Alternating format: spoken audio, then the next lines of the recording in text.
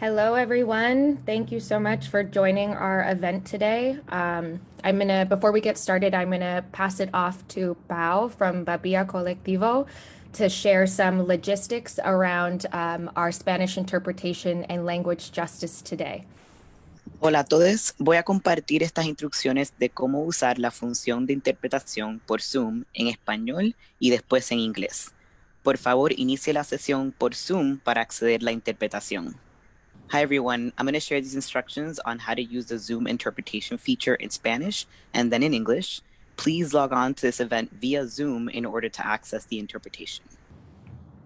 Soy Pau, uso los pronombres ella y soy trabajadora de justicia del lenguaje con el colectivo Babilla, colectivo transfeminista antirracista de justicia del lenguaje, y estaré interpretando este evento simultáneamente del inglés al español junto a mi colega Patri. I'm Pau, I use they, them pronouns, and I'm a language worker with Babilla Collective, a transfeminist anti-racist language justice collective, and I will be simultaneously interpreting today's event from English to Spanish with my colleague Patri. Como pueden ver en la imagen, a la derecha al fondo de su pantalla se encuentra un icono de un globo que dice interpretación. Ahí puede escoger escuchar la interpretación al inglés o al español. También hay una opción de silenciar el audio original y solo escuchar al intérprete. Si están usando la aplicación de Zoom en un teléfono inteligente, van a hacer clic en los tres puntitos y de ahí escoger el lenguaje que prefieren escuchar. As you can see on the screen, on the bottom right-hand corner, there's a globe icon that says interpretation, and there you can choose to hear the interpretation to Spanish or to English.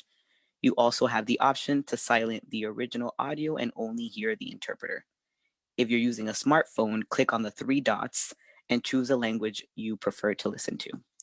Que tengan buen evento. Have a wonderful event. Thank you so much, Pau. Just as a reminder, if folks need Spanish interpretation, we're going to share the link to join the Zoom in the chat on Facebook. So please make sure to join the Zoom link for Spanish interpretation. So hello, everyone. Thank you so much for being in community with us today. My name is Palika or Pali. I'm okay with either. My pronouns are she, her. I'm a media activist and the U.S. Senior Program Coordinator at Witness. We are a global organization, a human rights organization, and we support communities to use video and to use technology to defend and protect human rights across the globe. We support a range of issues and projects that are all working towards dismantling state-sanctioned violence. I lead one of those projects, which is our U.S. immigration work called Eyes on ICE. And through the project, we train and support immigrant communities, advocates, attorneys, etc., to use video to document abuses by ICE and by Border Patrol, and then use that footage as part of advocacy and as evidence. And that project, Eyes on ICE, is why we're here today. So we just launched our newest Eyes on ICE resource for using video as evidence in U.S. immigration legal proceedings. It's an in-depth two-part guide that actually walks immigration attorneys and community members through the practical steps of how to capture, store, and then submit video of immigration abuses as evidence in legal cases. You know, we already know, we've already seen how powerful a tool video can be for advocacy, how it can help take immigration enforcement and, ICE's manipulative tactics from out of the shadows and into the mainstream. But now we're exploring how it can also be used to support immigration legal cases. And while, video does have a great potential to be used as evidence, it's not always clear how to do that or how to film in a way that's most likely that's going to make your video most likely to be valuable in a legal case. So this guide aims to address some of those gaps and challenges. And I just want to make a note that, although we saw a brief pause in immigration enforcement at the beginning of COVID, ICE and Border Patrol have resumed their deportation machine. There's even fear that Trump will try to inflict maximum harm before he's out of the office. Regardless of how the election turned out, immigrant rights in the country and at the border will continue to be a human rights issue in crisis as ICE continues to exist. to make arrests and people continue to languish in detention centers during a global pandemic.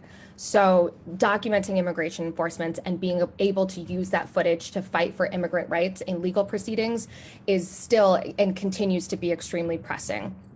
So my colleague Jackie Zamudo and I have been working on this guide for almost 2 years with an immigration legal fellow and filmmaker, Leila Shifteh, who is joining our panel today and has just truly been visionary with this work and unleashing the capability of video to support immigration legal proceedings. It's been a real labor of love, and today we're very proud and excited to share this with you all, with our community, and to begin a conversation around using video as evidence. And that's really the objective for today, to introduce you all to this work, to start a conversation. We know this is a new area. We know immigration law is complicated and evolving, and we understand why video might not be a practical resource for all cases or for every case, but we do believe in the potential of video as an evidentiary tool, and look forward to continuing to grow this work through conversations like this one today. So to guide us in today's conversation, we have an awesome group of panelists. We're joined by Leila, who, as I shared, is our U.S. Immigration Legal Fellow at Witness and has been working with us to research and write the video's evidence legal section. She has worked in U.S. immigration in both the public and private sectors, in refugee protection with the United Nations Refugee Agency in the U.S. and overseas, as a writer and researcher for the World Refugee Survey. She holds a law degree with a clinical focus on international human rights and a master's in international affairs. Leila is also a filmmaker and a visual artist, making documentaries and video installations on migration. We're also joined by Michelle Quintero, who is a senior attorney with the New York Immigrant Family Unity Project at Brooklyn Defender Services. She's represented many detained immigrants in pursuing release from custody on bond. She's also represented detained and non-detained immigrants pursuing relief from removal. Prior to joining Brooklyn Defender Services, she worked as a refugee officer with the United States Citizenship and Immigration Services, where she conducted interviews with refugees outside the U.S., protection screening interviews, and fear-based interviews with detained immigrants in the U.S. And prior to that position, she worked for 3 years along the U.S.-Mexico border at Probar Children's Project, where she represented detained unaccompanied immigrant children in removal proceedings. And we're also joined by Benjamín Prado, who is the program coordinator for the U.S. Border Program at American Friends Service Committee in San Diego. He was born and raised in East Los Angeles and studied political science at the University of California in San Diego. He's a longtime community organizer with the Raza Rights Coalition and Unión del Barrio. He's responsible for the base building component for the U.S.-Mexico border program and leads the human rights education component of the program, which includes Know Your Rights outreach work. He's worked on multiple campaigns against ICE and Border Patrol's terror, including his role with Unión del Barrio Community Patrols, which is made up of community volunteer patrol who identify, expose, and expel ICE agents from Mexican neighborhoods throughout San Diego County, often using video. So between these three folks today, we have a wealth of knowledge and experience to learn and hear from. So feel free to ask questions in the chat throughout the conversation. My colleagues will be monitoring the Zoom and the Facebook to assist you with any technical issues and to collect your questions. And we'll have some time at the end of the panel for folks to respond. And then just before I begin, I want to let folks know that this is not a space for legal consultations or soliciting legal advice. Today is really about hearing from our panelists, learning about the video's evidence guide, and starting a discussion around using video as evidence in immigration legal proceedings. If you have a specific question about a case you're involved in, please contact a lawyer or legal organization.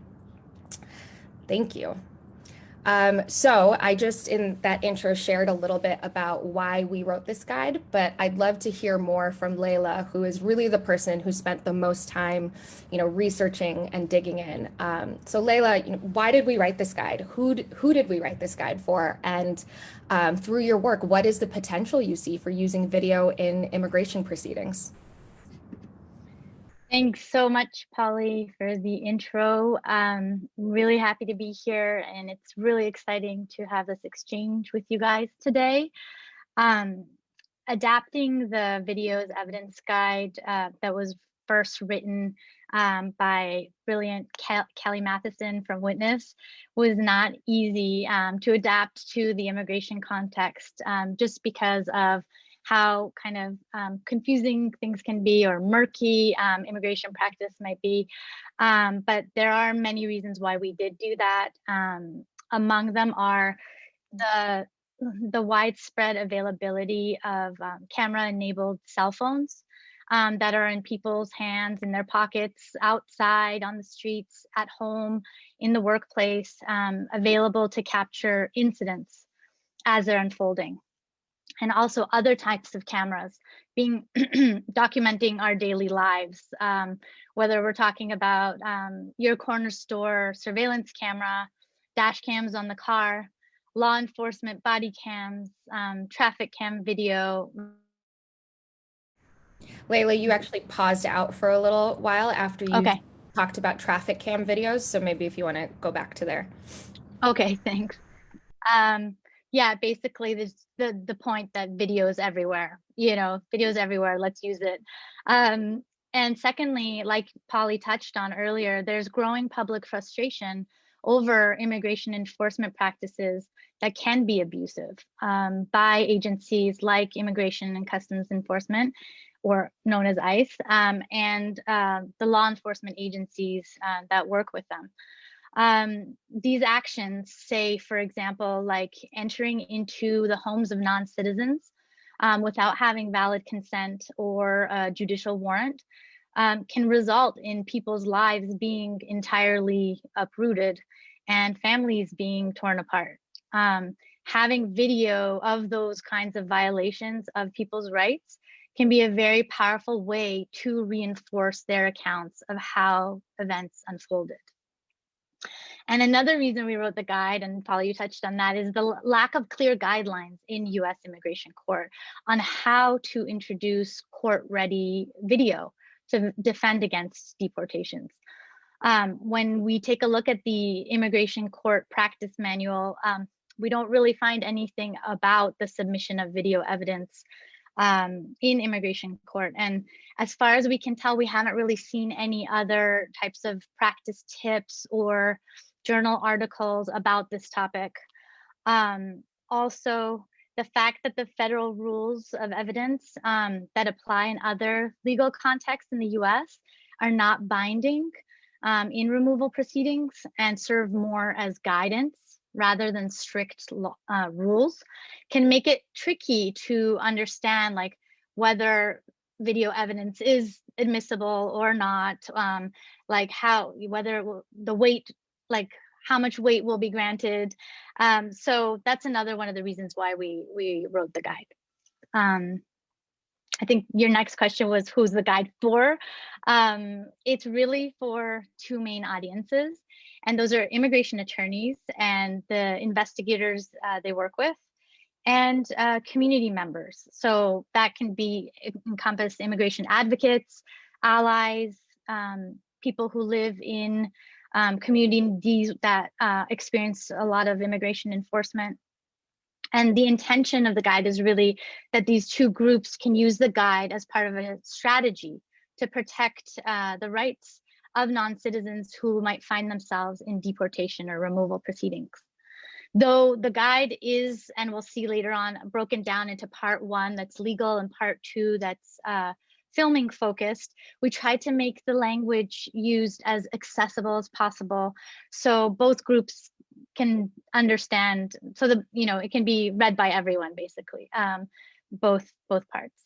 Also, though it's divided into 2 parts, we hope that the lawyers and community members will eventually collaborate in applying the tips in the guide. For example, we have a collection planning exercise that we'll see a bit later that can bring the 2 groups together to collaborate. And the potential I see for immigration proceedings, I think because there's not a ton of time, I'll just mostly list them off. So a few areas where I think video could potentially be helpful in case strategy is in suppression or termination hearings, to keep unlawfully obtained information about a person's status as a non-US citizen out of court, or to get a case terminated.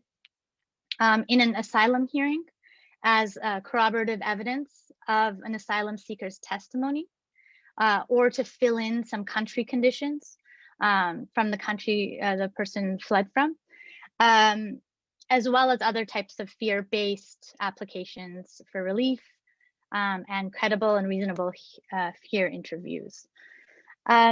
Also in discretionary hearings like cancellation of removal cases, in bond hearings, and even in immigration-related civil rights cases in federal court, to hold immigration officials accountable for their own bad actions, say in a federal torts action that might be based on assault against a non-citizen during a home raid.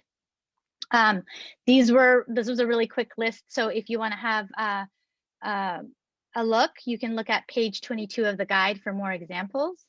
And I'm sure Michelle will be able to speak to some of these areas where video will be helpful from a practitioner's lens. Thank you, Leila. I know that it's challenging to have put so much work and attention to detail into this guide, and then I asked Leila to just like put everything into 5-minute responses. So I know that that's not easy, so I really appreciate it. And you know, like Leila said, in the research and in digging into this guide, we saw that there's really not much out there around how to, you know, the rules of evidence for submitting video in immigration legal cases. So this really is, you know, a groundbreaking resource in that. And you know, keeping that in mind, we recognize that this is a new area, an evolving area, which is why I'd love to hear from Michelle as a practitioner, as an immigration attorney. You know, what is the potential that you could see for this work in supporting the work you do? You know, what kind of cases do you think video could be helpful in your work? I'd love to hear from you. Yes, great. Thank you. Thank you for having me here, and thank you for putting together this wonderful and comprehensive guide. There's many ways video, I think, can be used in immigration court, where I think we generally across the board don't use it. We don't rely on it. And so some of the instances where I think it could be helpful are video sometimes is more compelling than someone's testimony or a written declaration. It can establish facts or news that aren't readily available in print, or aren't readily available from a source that an immigration judge would find persuasive.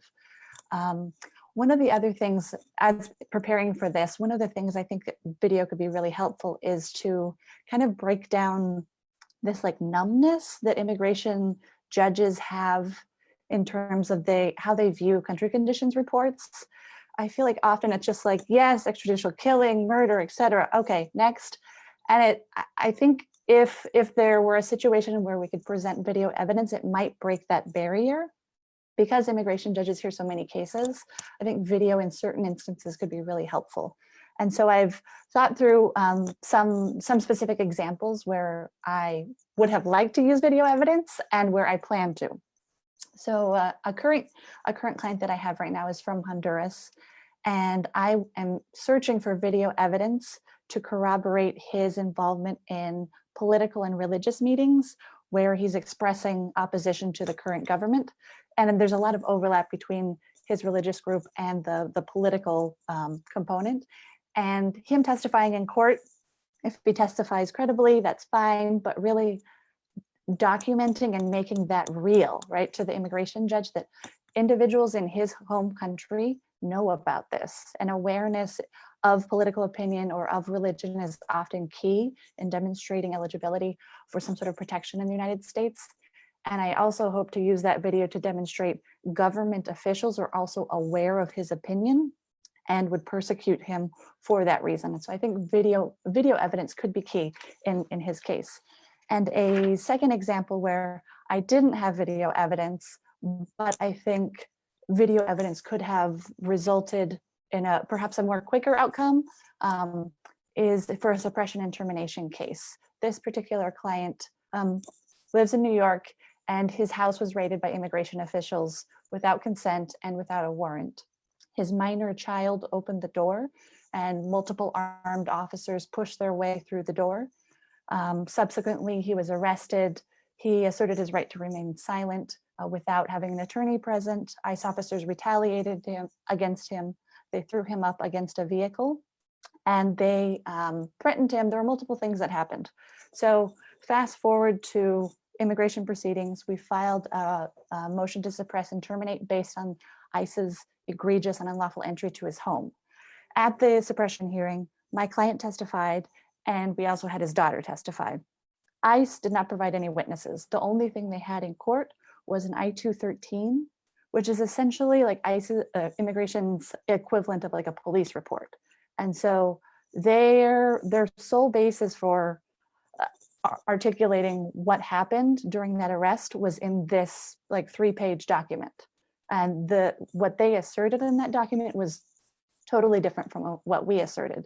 And so in this particular client's case, we were ultimately successful in obtaining, the judge granted the suppression and the termination, but in many instances, testimony alone may not be enough to convince a judge that what immigration officers wrote in a form is a lie, right? And so if I would have had video evidence, I perhaps would have been able to demonstrate that, in fact, it was a minor child who answered the door. ICE pushed their way through her, whereas ICE's document said that it was an adult partner of my client who answered the door. Video evidence would have showed clearly, right, who it was, depending on, of course, the quality of the video evidence. Another thing we would have been able to show is the ICE officers assaulting my client, throwing him up against a vehicle, the weapons, the egregious nature, the violence with which ICE entered the home.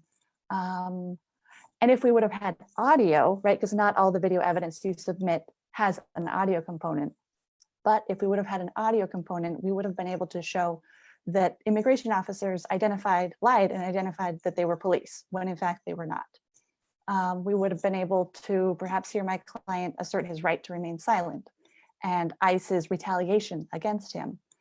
And so thinking through that in preparation for this, thinking through like, oh, I should have looked for evidence in this video evidence. In this particular instance, my client had to wait about 100 days to have his first hearing with the immigration judge.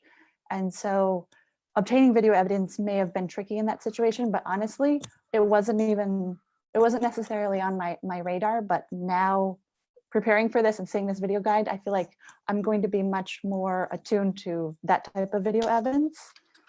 A couple other examples of where video evidence could be helpful would include ICE arrests that occur near courthouses. And with that, I would say definitely work with investigators, because honestly, they're the experts. They know how to try to preserve that video evidence, who to go to, which companies, how they work. Whereas I'm not an expert on that, but the investigators, honestly, I feel like if I have a situation where my client's arrested outside a courthouse, I'm going immediately to the investigators. Another scenario where you may want to try to get video evidence is to show where there are pretextual or race-based stops, vehicular stops. And those are more geared toward suppression and termination. And then I just wanted to give a couple additional thoughts I had while preparing for this and thinking through how to submit evidence in immigration court, and working with community filmers. And one would be work with people on the ground, and the community filmers, the investigators who know this. Like they do this every day. They know how to get this evidence, and through that you're going to form those relationships. And so in the future, if you'll have more collaboration between the two.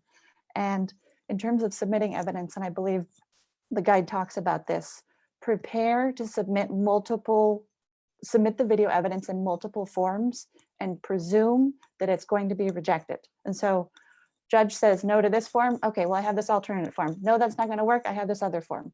So I feel like it's helpful to kind of presume the judge won't want to listen to any type of video evidence. And so you have multiple forms to show that you're trying to cater to whatever technology the courtroom has at that moment. And in doing so, you're also making your record for an appeal if necessary.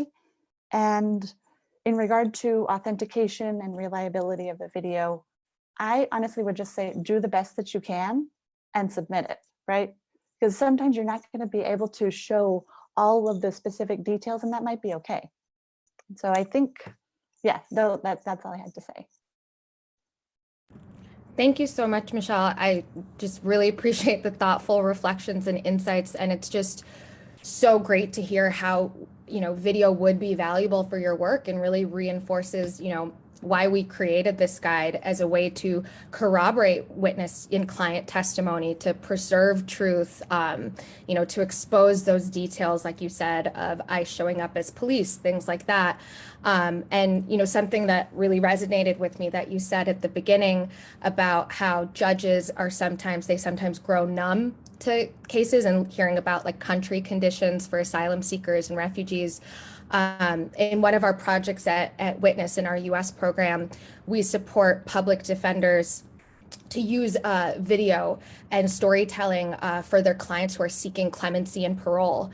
And we found similarly that, you can read this amazing, essay packet about a client, but, video just does it so much more justice. Clients are so much more than just words on a piece of paper, and it becomes easy to grow numb to that and just kind of gloss over those details when they're written, and video has a great potential of breaking through that numbness. So really appreciate that, and really appreciate all the preparation into that as well. So, one section of the guide does focus on the legal, which Leila and Michelle both touched on actually finding and introducing video as part of a legal argument. But the other section is focused on the community and how to document immigration enforcements in a way that they can be better utilized as evidence for legal cases. So Benjamín, I'd love to hear from you as someone who has both been documenting Border Patrol as part of community defense, but has also been able to use video of your own unlawful arrest while filming for a legal case. So could you share more about your experience of using video to, hold Border Patrol accountable, and for, the video that you used for a legal case to show how you as a community filmer and as a citizen were targeted for filming? Absolutely. Thank you very much, Palika. And, thank you, Leila and Michelle, for this important work. As a program coordinator for the U.S.-Mexico border program, we historically have always documented cases of abuse here in the border area because of the increased enforcement by immigration law authorities, especially after 1986 immigration reform, or IRCA, that allocated tremendous amounts of resources to flooding our streets with Border Patrol. And the local documentation has always been consistently been documented since the mid-1990s through the community work of the Raza Rights Coalition and Unión del Barrio. The Raza Rights Coalition, in fact, started a lot of the community patrols in response to police abuse, pulling people over, arbitrary detentions, arrests, and then the whole gang databases. Fast forward to 2001, with the 9/11, immediately after the restructuring Department of Homeland Security and all immigration agencies under that department, we saw Border Patrol start getting on public transportation and questioning people. And that's where we, as community, mobilized ourselves, and we partnered with the American Friends Service Committee. Then I wasn't an employee then, but we partnered to document these. And so I'm just going to show or share my screen here to demonstrate what is it that we were seeing. And so we saw Border Patrol get on the trolley system, do scans, a lot of racial profiling. And this was happening right after 9/11, 2002. And the arguments given for these type of transportation checks was that they were looking for terrorists, and smugglers on public transportation early in the morning as people were going to work, and then later on in the afternoons as people were coming from downtown San Diego back home. And what we saw was, racial profiling. What we saw was arbitrary detentions, even individuals being detained who were U.S. citizens. And because of our network that we had, we were able to deploy community members as we saw them, as they called in, and we sent teams. In this instance, we see Border Patrol. What's going on, man? Wait a minute. You're filming me. You're impeding me. What are you doing? And okay, hold on a second. I need to ask your citizenship. Come here. State your citizenship. Let's get a citizenship. No, I refuse to answer any questions. I refuse to answer any questions. And so if you see in this instance, this individual had a jacket. You couldn't really see if he was an agent. It later on turned out that he was, right? And he was the one directing the rest of the agents to do this transportation trans check. Now, the only reason why I'm here, as a,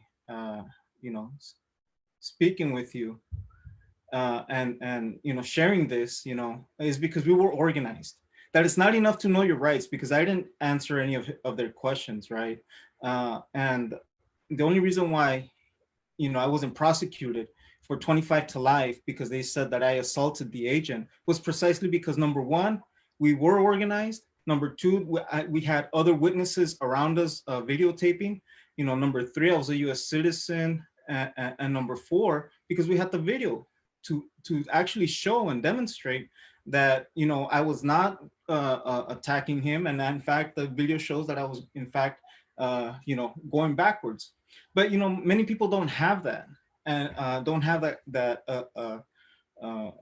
all those elements. And that's why we say it's super important to know your rights, yes. But it's more important to also be organized. And to the degree that you can get organized, start building teams and a network of support to be able to go out there and video document. So we got to the point where now we actually have community patrols.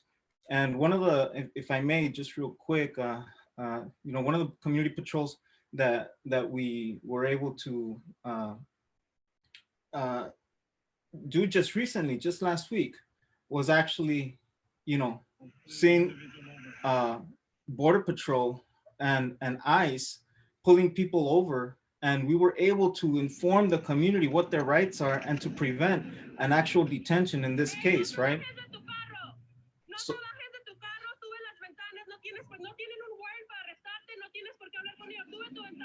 So those are examples, right, of how, if we're organizing now, if we can inform the people, and there's a network of support so that people don't get arrested, because that's our primary objective, is not to get detained, right? Not to get arrested, not to get captured and held for ransom, but in fact, develop our capacity to have eyes and ears, against these agencies that are spreading terror. I know there's more, but I know we're limited in time, so I really appreciate the opportunity to share a little bit.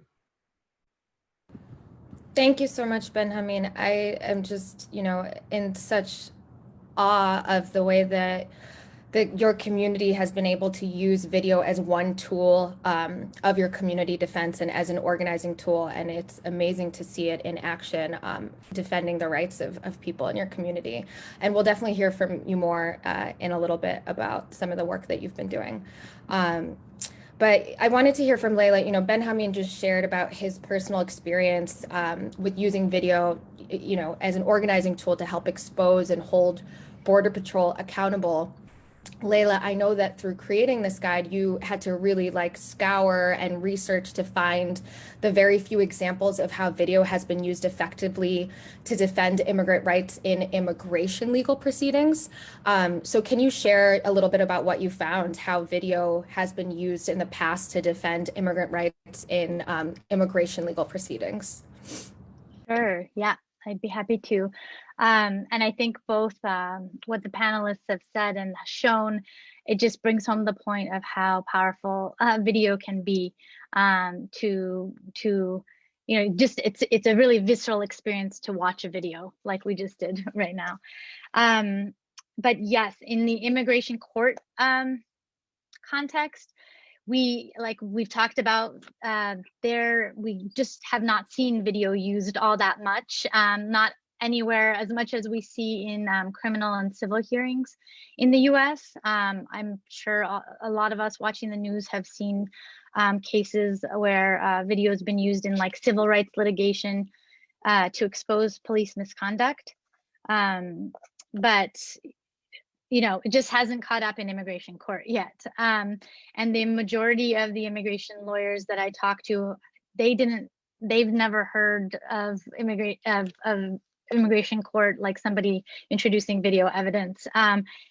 Although it's starting to change, I feel in the past year since we've started the research, I'm starting to hear more people kind of opening up to that possibility.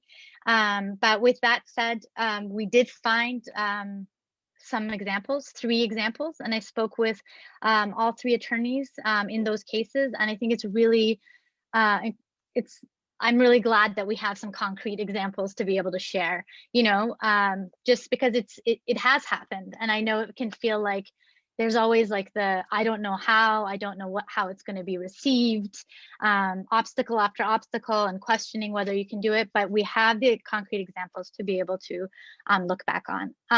So the first one I'd love to share is it's a case from last fall, 2019, out of New York. It's a cancellation of removal case, and a lawyer from Brooklyn Defender Services was successful in using video footage of an incident of domestic violence against her client to argue that her client should be eligible for cancellation under the Violence Against Women's Act, or VAWA. And in that case, the attorney received, it was like a 10-second clip of the domestic violence incident. It was taken on a witness's cell phone, and the lawyer received it basically 2 days before her client's hearing. So, not a lot of prep time. And meanwhile, her client was sitting in New Jersey in detention, which made it difficult for her client to be able to authenticate the video. The attorney, though, was quick on her feet and managed to find a way to get the video authenticated.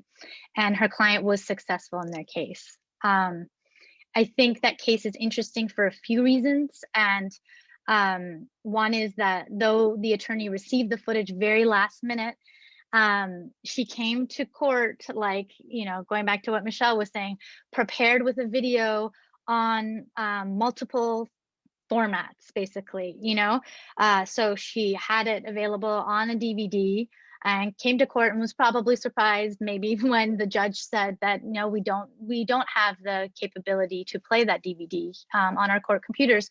So then, she went to her second course of action, which was to play the video on her laptop. And the judge and the government attorney came and just stood around her laptop and watched it a couple of times over. So I think that's a good example of, like, just being able to respond quickly with alternatives and doing a little bit of that prep work ahead of time. Also, the other point is just that her client appeared by video teleconferencing, which in general can pose many challenges in an immigration case, but authenticating video through video teleconferencing can be even more challenging. So it was good that she had some alternatives to consider in that context. So if you want to read more details about it, that's actually on page 29 of the guide, that case study. Next, we have a second case that is an asylum case that comes out of New York Immigration Court too. And it was an asylum case of a person who had fled Argentina because of persecution on account of being transgendered. And the country conditions in Argentina didn't indicate on the surface that like any persecution existed for transgendered people. So the lawyer in that case wanted to submit portions of a documentary that showed police in Argentina arresting and harassing transgendered women on the street.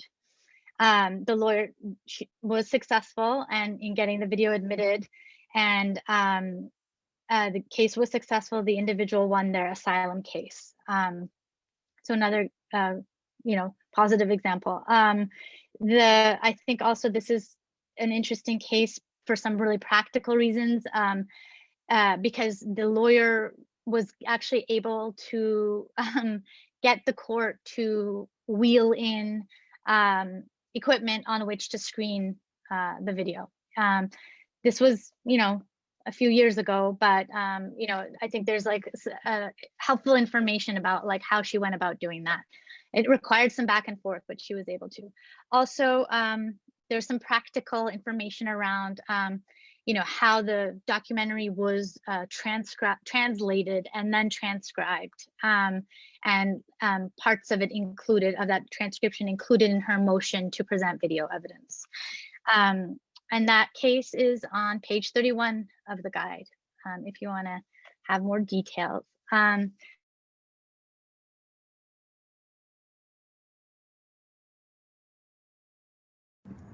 Oh no, Leila, it looks like you're frozen again.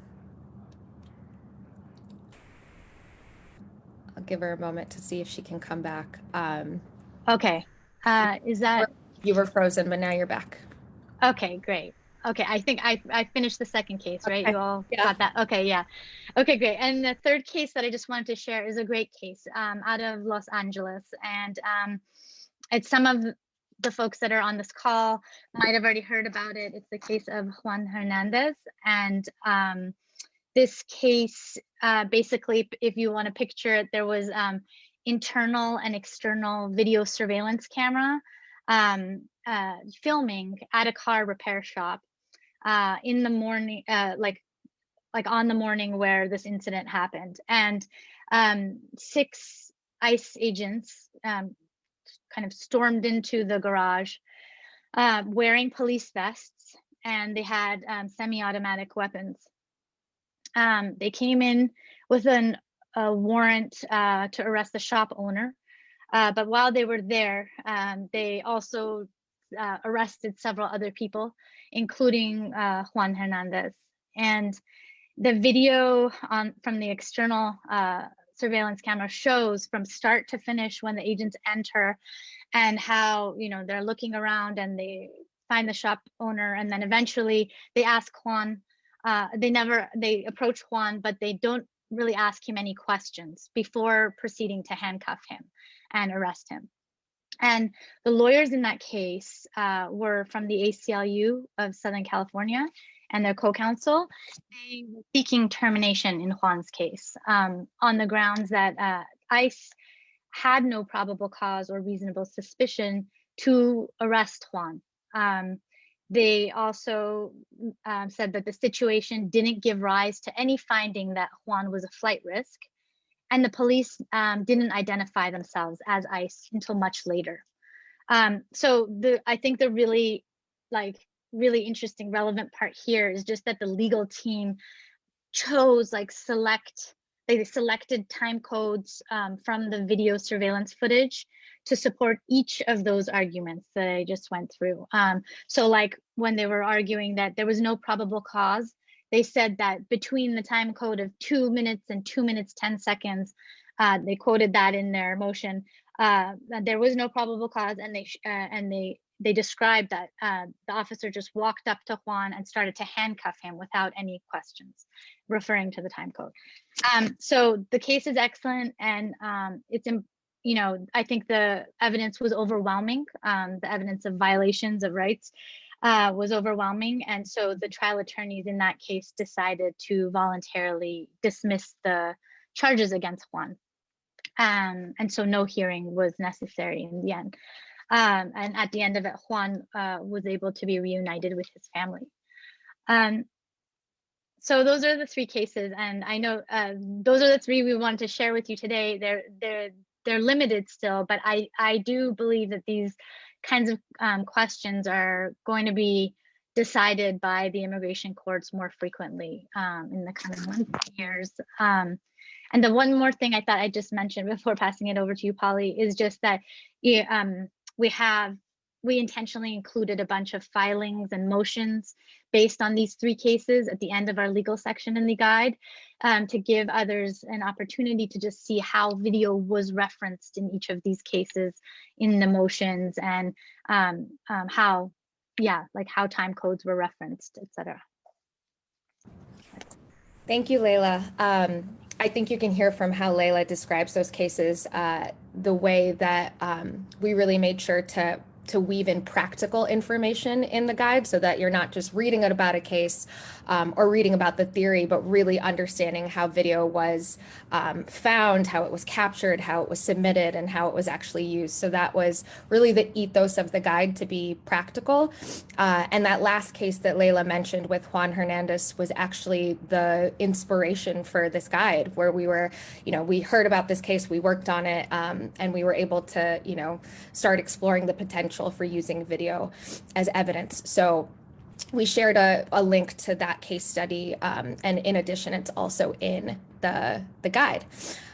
So I mentioned at the beginning, or I think Leila mentioned, that this guide, the Videos Evidence Immigration Guide, was actually adapted from a video evidence guide that my colleague Kelly Matheson created and was published back in 2015. The original guide was more geared towards an international audience, but at the core of the guide, and one of the reasons why we were so eager to adapt it in the US, at the core was the idea that it could support community activists and lawyers to better work together. Video is just one tool, and it's only strengthened by legal strategies and by community organizing.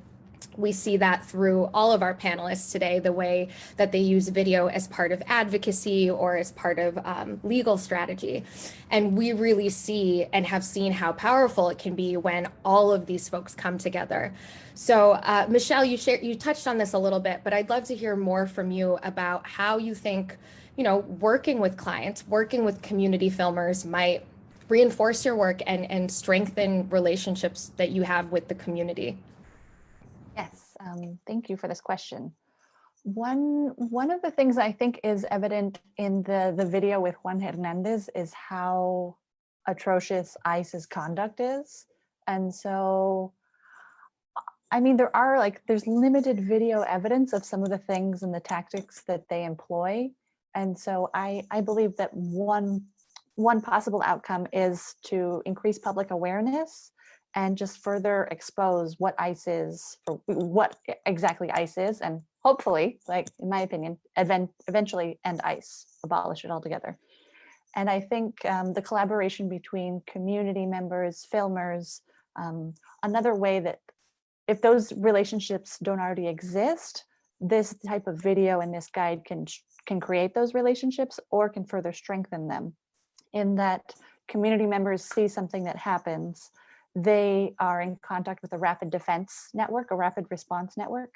And so video evidence perhaps could be obtained relatively quickly and then passed along to the rapid response network, who then in turn could coordinate with an advocacy organization, a public defender's office, in order to try to find counsel for this person who was picked up by ICE, and kind of document witnesses who might be available. I think I mentioned earlier in my client's case where he was unlawfully arrested by ICE in his home. I didn't meet him until like 100 days after that incident happened. And so to the extent that these relationships were already in place or strengthened, that time gap can be minimized and some of that evidence could be preserved. Also just bolstering the relationship between community filmers and public defenders' offices, advocacy organizations, the use of video to advocate for greater policy change with lawmakers and representatives, I think is another key. Yeah, I feel like there are many ways in which this video evidence and this collaboration can be helpful. And one additional one would be just increase, I think as Benjamín said, increase people's awareness of their rights and how to respond when ICE comes into their home, their community, their church, near the courthouse, like what to do next. And so while ICE is in existence, unfortunately, this is a system that we're working with. And so how best to respond to that. Thank you, Michelle. That's really great to hear. It's really exciting to envision the way that all these groups can come together and continue to come together. And so I'd love to hear from you, Benjamín, as someone who has been doing this work to expose ICE and Border Patrol and has been doing this community organizing for so many years. How do you see video documentation continuing to be a part of organizing strategy for community defense and, helping us to create that society that's free of ICE and Migra and Border Patrol's terror? Yeah, thank you. I think an important component is definitely people have to get organized. The reality is we live in a society that is very individualistic, that as long as it doesn't happen to me, it's okay. But we're getting to the point where, it's eventually going to happen to somebody that we know. And so the message has to be people have to get organized. Every block, in every workspace, in every school, people have to be talking about, number one, what are your rights, right? Constitutionally, that's important.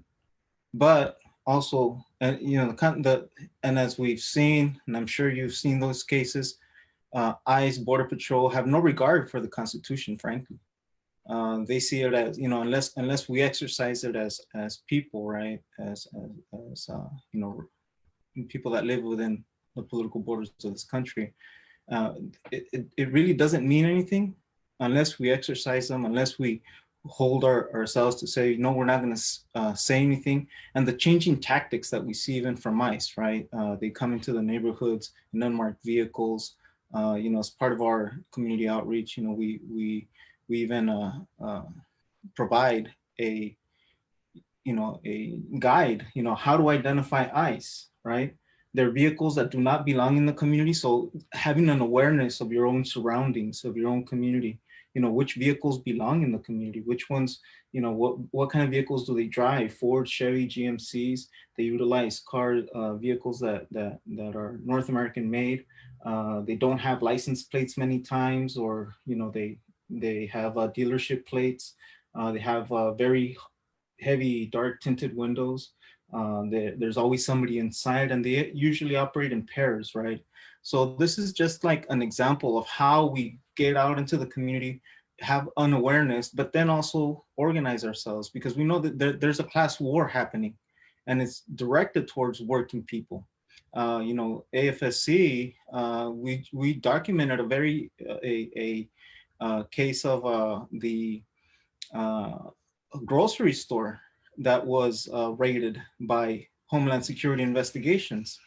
More than 30 workers were detained, were processed, and are now, in deportation proceedings.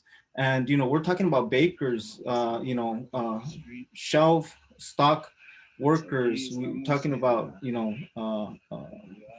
butchers and, people that work in a grocery store, right?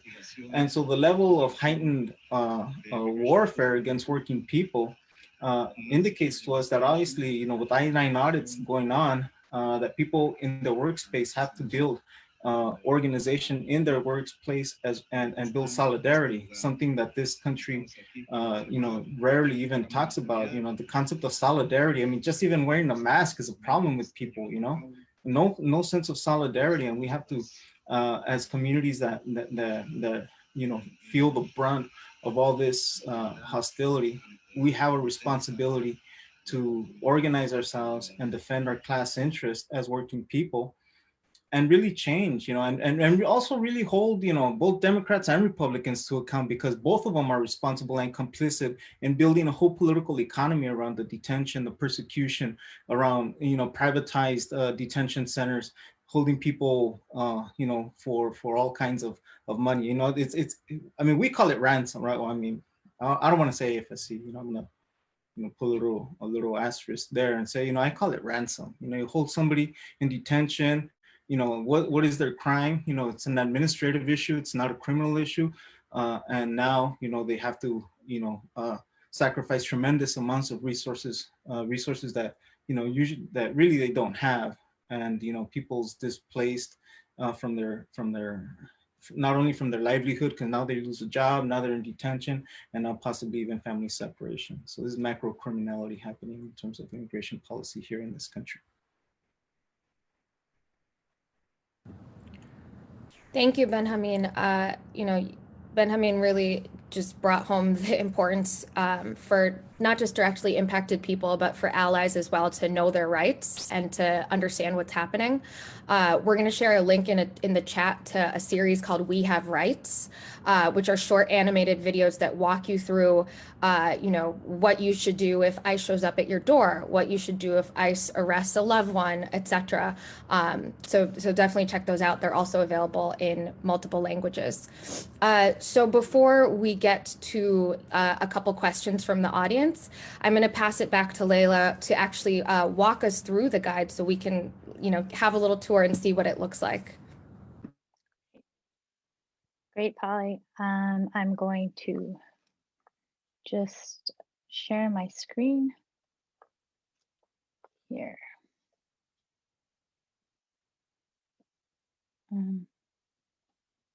Okay. Are you able to see that? Yeah, okay. See this. Okay, so here we have the guide that we've been all talking about today. This, going through the guide, I'm not going to go through the whole thing. Clearly, there's not enough time for all of that. But we'll go through about a third of it, really focused on responding and addressing to sections that respond to some of the frequently asked questions we were hearing from immigration attorneys while writing this document. To start off, though, I might just bring your attention to the cover.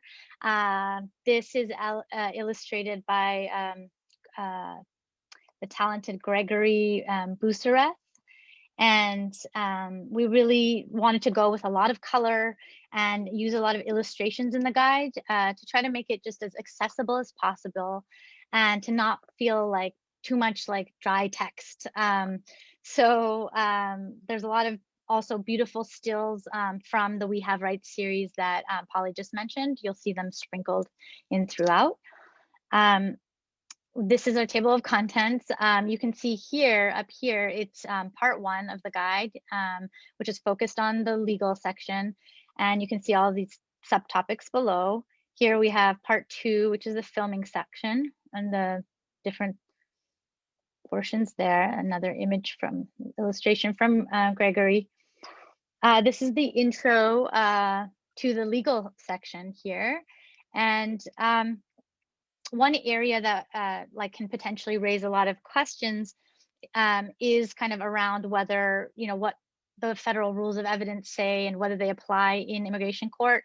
So we tried to address that in this section here. And, talking about the standard for the admission of evidence and questions of weight. Then we were getting questions around how video evidence might be beneficial for cases in immigration court. So we have this table on page 22 with some examples here. You can see in this column examples of claims, and then on the right we have the video examples that may support each of the claims in the middle column. And we delve more in depth into each of these types of claims and the utility of video on pages 22 through 35 of the guide, in case some of you have it open or interested to check that. Okay, so next we have some folks were wondering about possible approaches of connecting video footage to legal arguments. And so we included a collection plan, which is basically a list created by lawyers and investigators to detail the legal requirements the lawyer must prove in a given case. along with a to-do list of any types of evidence the lawyer will need to collect to prove each of the legal requirements. So the list might include pursuing like specific types of video shots or photos, or audio recordings, or witness accounts that can help your case. The collection plan can also be a tool that activists and lawyers use together to facilitate their work. Here we have a collection planning exercise to get folks acquainted with this. And we've left an empty grid here you can print out and fill in on your own with your own case details, or to use it to kind of fill in answers to the fictional case study we have. It's also kind of a useful tool in case any legal organizations are having want to hold like a kind of practice exercise with community members around the ways in which they can collaborate together to use video evidence to protect against unlawful deportations. This is just a sample collection plan that we have. It's based on a motion to terminate, and we have 3 of these that are there for your reference. This is probably the section I would most like to kind of draw your attention to. If you're short on time and you need some kind of hard and fast practical tips about submitting video evidence, I would go straight here to page 45. We did hear a lot of questions around how do I know if the video footage I receive is reliable? How do I authenticate video? Do I need an expert to verify the video, etc.? So this section kind of aims to address those questions. Brainstorming, there's ideas for how to actually obtain footage, tips around downloading or copying footage to preserve its authenticity. Here you have like kind of questions that can help address chain of custody issues. And also, you know, a section to prepare to address challenges to your submissions of video evidence, simply because it's very, very likely that if you go into immigration court, neither the immigration judge nor the government attorney will have ever seen a case in immigration court involving the submission of video evidence. So it's good to be able to come prepared and take a look at the kind of challenges that might come up. Lastly, this is just a sample of one of the filings from the cases that we used. So those are all in the back of the legal section. And then we have the filming section here, part 2. And this section can really be used you know, in kind of community-based trainings on filming and documenting rights abuses by immigration enforcement. I think it's a really great tool for that. It was adapted from years of witnesses' work on video documentation.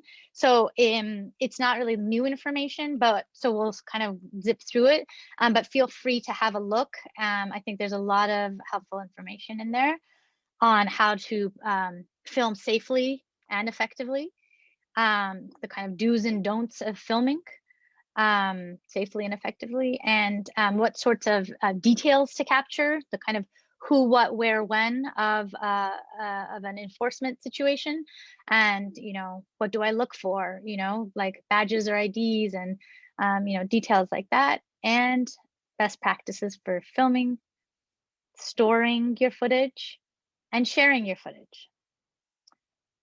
So that's basically the end of the guide, a shortened version of the guide. So thanks, Polly. Back to you. Thank you, Leila. Yeah, we'll share the link in the chat if we haven't already to the guide. You can access the full guide, or you can access just the legal section or just the filming section. So we made it so you can kind of jump around. And yeah, we've got great illustrations, some great art in there, lots of exercises and practical tips, so that it, you know, really feels like a community resource and not like something that has all these, you know, barriers to legal knowledge, because as Benjamín said, the more that we all know our rights, the better equipped we can be to defend immigrant rights. And that goes for everyone, not just lawyers. So thank you, Leila, for that quick tour of the guide. I'm just going to take a few quick questions from the audience because I don't want to keep our panelists and folks in the audience too late. I'll start with just a quick clarifying question we had for Michelle. Michelle, you had talked about in one of like your potential scenarios for using video, you talked about a case of a home invasion, and someone was asking a clarifying question about whether or not you were hoping to have video there from the person who was actually arrested in filming, or were you thinking video from ICE, an ICE agent? Yes, thank you for the question. So I didn't have video evidence, and so I was looking back on that scenario thinking about what could I have done with video evidence. And given the circumstances in which immigration officers illegally barged their way into the home, I think it's unlikely that the family members would have, the children, because most of the people in the home were children, would have been able to and willing and thought about videoing what had happened. That it's a possibility, but I think it's highly unlikely. More than that, I was thinking about video outside of the home that might be able to show how ICE officers went into the home and perhaps capture who opened the door, and video also outside of the home that might capture ICE throwing my client up against the vehicle. I didn't mention this earlier, but after my client was arrested at his home, ICE had multiple vehicles. They took him to a gas station, and this is an early morning raid, and then they took him out. There's no reason for them to go to the gas station. They didn't fill gas in any of their vehicles. They took him again out of the vehicle, threatened him, harassed him. He was terrified. And so showing what ICE did, even if we didn't have the audio, if I would have been able to capture like street cam, I think it would be easier to demonstrate how egregious the ICE arrest is, which is usually what you have to do in terms of demonstrating why the immigration judge should suppress evidence. It's not just like a run-of-the-mill constitutional violation. It has to be extra egregious, and so I think that video could have captured that. I guess there could be scenarios where family members are doing the videoing inside the home, but I think for many people, it's too scary of an incident, right? And it happens so quickly that people may not have their video cameras ready. Thank you, Michelle, and I hope that's clarifying for the person who asked the question. I would like to, there's another question here that I think all three of you could probably speak to. Are there any, additional practical tips that you've learned or thought about along the way that, could either, make your video more valuable for a legal case or could help you submit video as evidence? Is there any kind of practical, tips in there that you didn't get to mention already? If I could just mention quickly, like not changing file formats is kind of a quick tip. If you have filmed, documented an incident of some kind, try to save that file type like untouched, without changing the file name, without editing it or anything, somewhere so you have a duplicate. Even if you need to eventually, for security reasons, crop something out or blur it, you have that preserved because potentially the attorney who might want to submit that wants to, have an unadulterated version of the file. And I guess one other tip that's a filming tip as well is like about surveillance camera footage that gets recorded over quite quickly. So if you're able to just, either go or send an investigator or a community member to try to obtain the video footage as quickly as possible, that will be very beneficial before it gets deleted or recorded over. I don't know.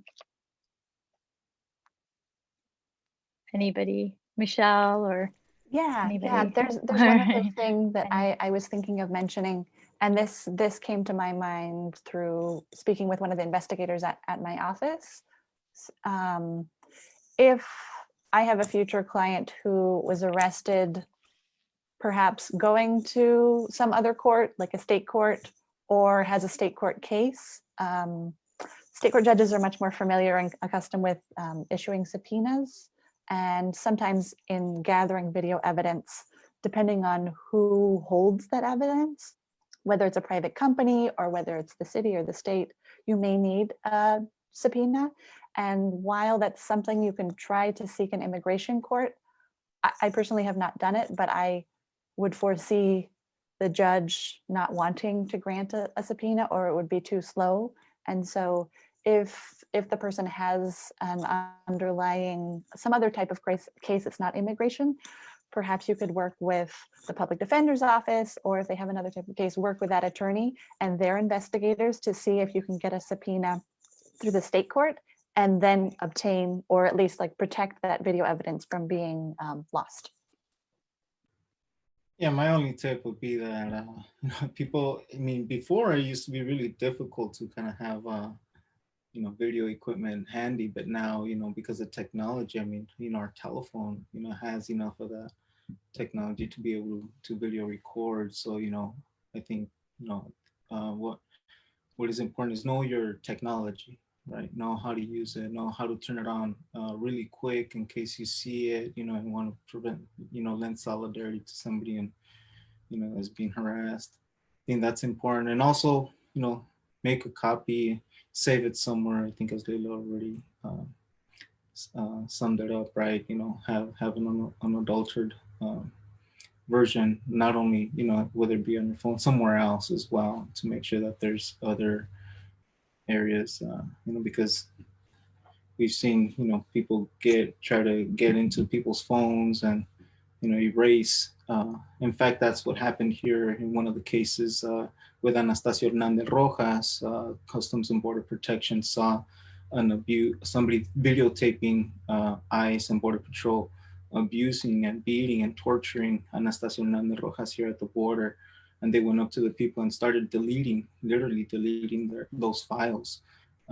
Luckily somebody was able to view it, to record it and save it, and eventually was used in that court proceeding against Customs and Border Protection as well as ICE, who were involved in that terrible murder.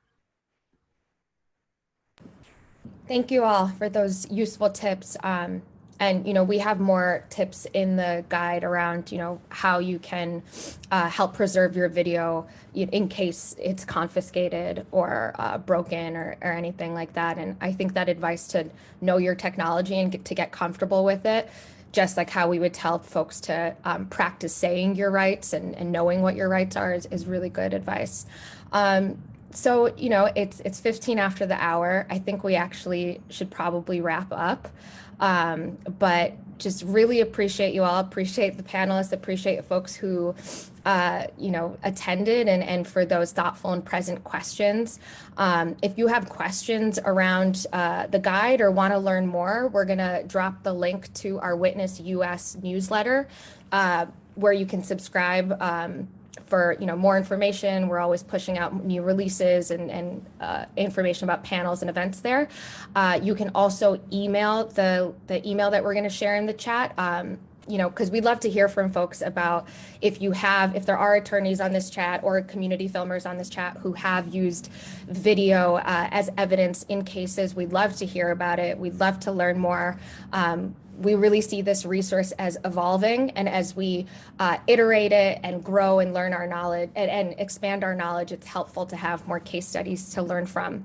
So we'll wrap it up there. A huge thank you to everyone again. I hope this can just be the start of using video as evidence to defend immigrant rights in court, and that we can have more conversations in the future. Thank you all.